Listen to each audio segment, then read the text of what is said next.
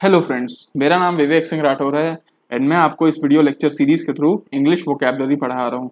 English vocabulary में अभी तक हम लोगों ने 11 मॉड्यूल कंप्लीट किए हैं, जिसमें हर मॉड्यूल में हम लोगों ने 10 वर्ड देखे हैं। तो टोटल करके हम लोगों ने 110 वर्ड कंप्लीट किए हैं।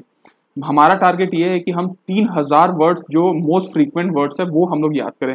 तो ये कहानी एवरी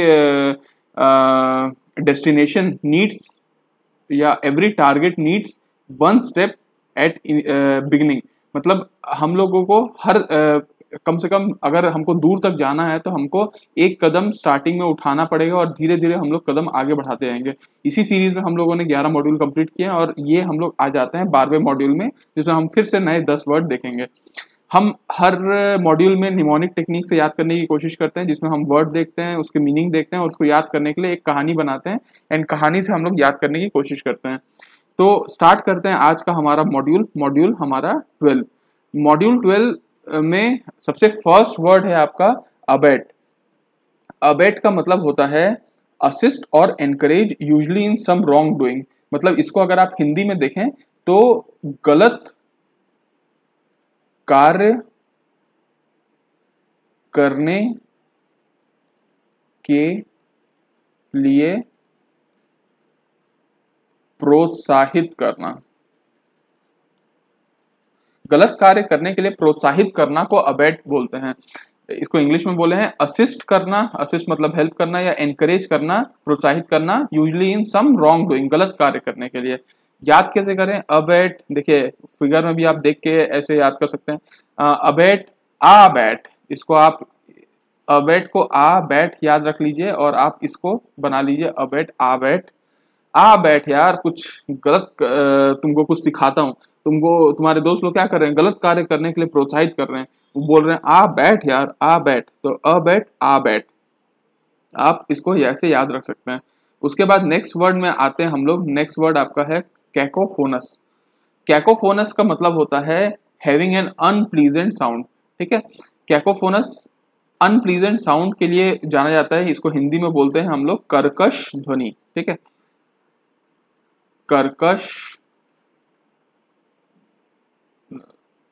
ध्वनि। ठीक है, ध्वनि मतलब जो हमको ना पसंद हो। प्लीजेंट का मतलब होता है जो हमको प्लीज कर सके, हमको शांति कर सके।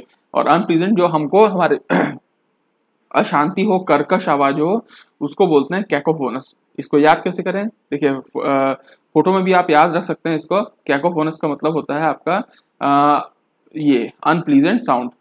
तो इसको याद करने का तरीका देखो। कैको को आप कका याद रख लीजिए, कका। ठीक है, कका, काका जो भी। और फोन, फोन में बात कर रहे हैं तो आप इसकी कहानी बना लीजिए।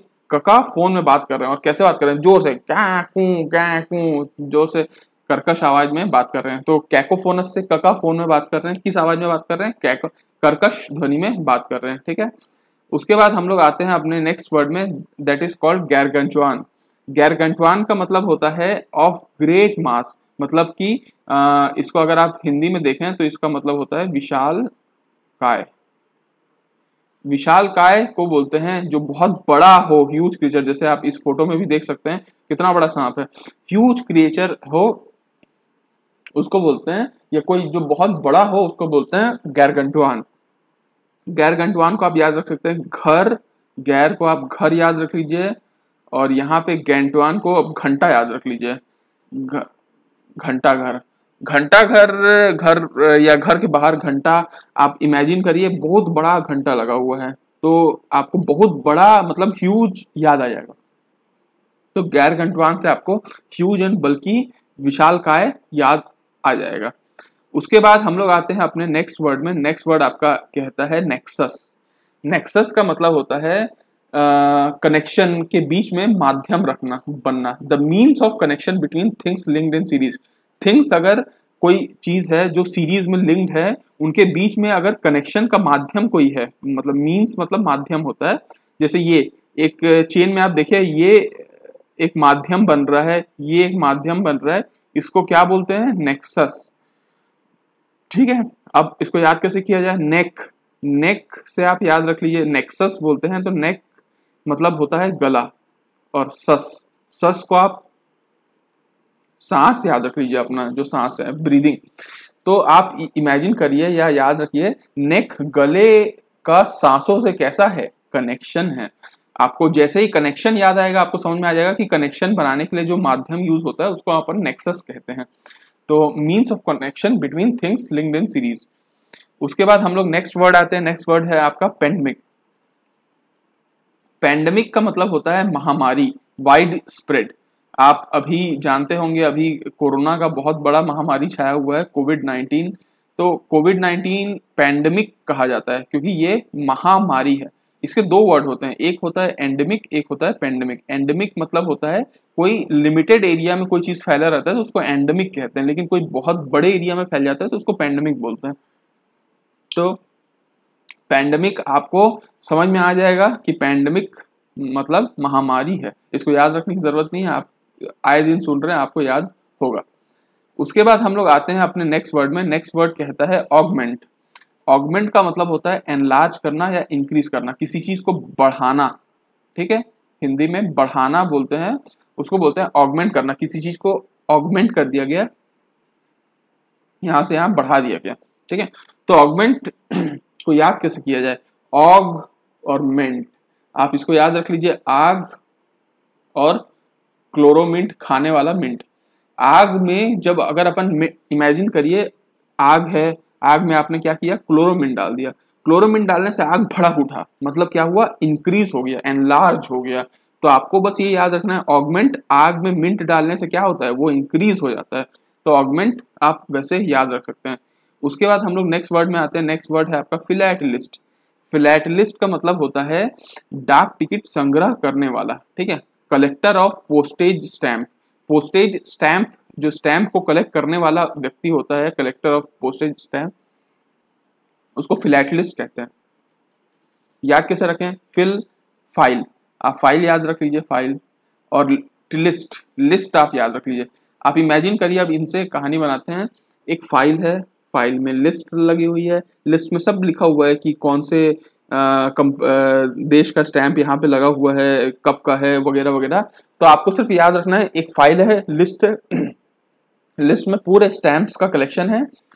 तो आपको दिमाग में आ जाएगा फाइल, लिस्ट, स्टैंप, तो आपको फिलैटलिस्ट याद आ जाएगा, स्टैंप कलेक्टर करने वाला।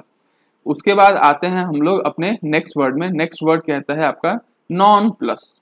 नॉन प्लस का मतलब होता है अमेज होना या कंफ्यूज होना। मतलब हिंदी में अगर आप देखें तो ये होता है भौचक्का होना। तो अपन भौचक्का रह जाते हैं किसी चीज के लिए, उसको बोलते हैं अमेज होना या कंफ्यूज होना। तो आप याद कैसे रख सकते हैं, नॉन को आप नान याद रख लीजिए, नान। नान, बटर नान खाते हैं अपन रोटी, और प्लस, प्लस साइन को आप याद रख लीजिए। आप इमेजिन करिए, आप होटल गए हैं और आप नान मंगाए हैं, नान आया, आपने देखा नान में प्लस प्लस साइन बना हुआ है।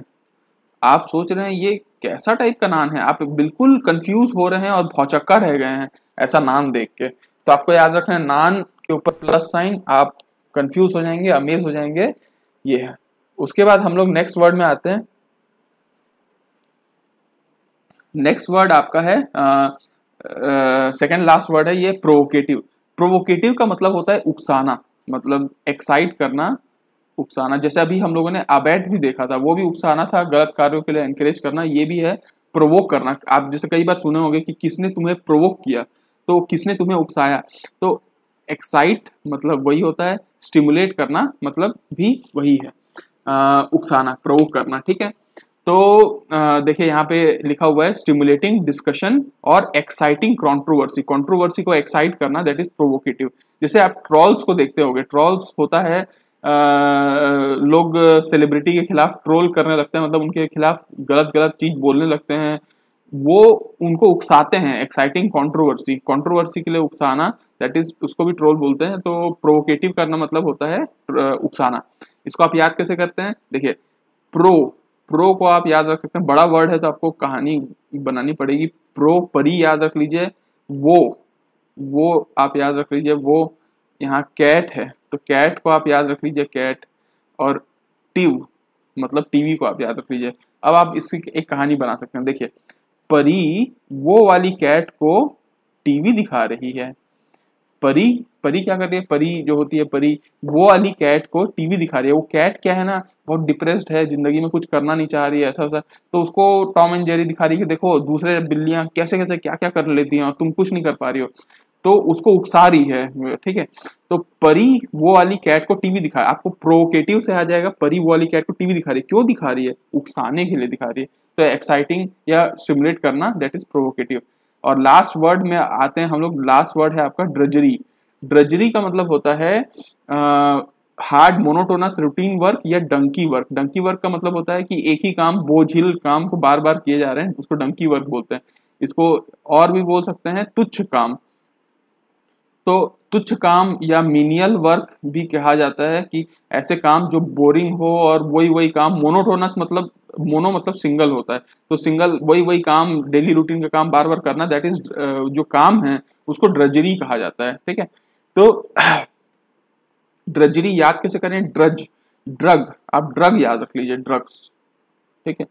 और जरी, जरी आप याद रख लीजिए, जरी जो कपड़ों में जरी होता है वो जरी को आप याद रख लीजिए।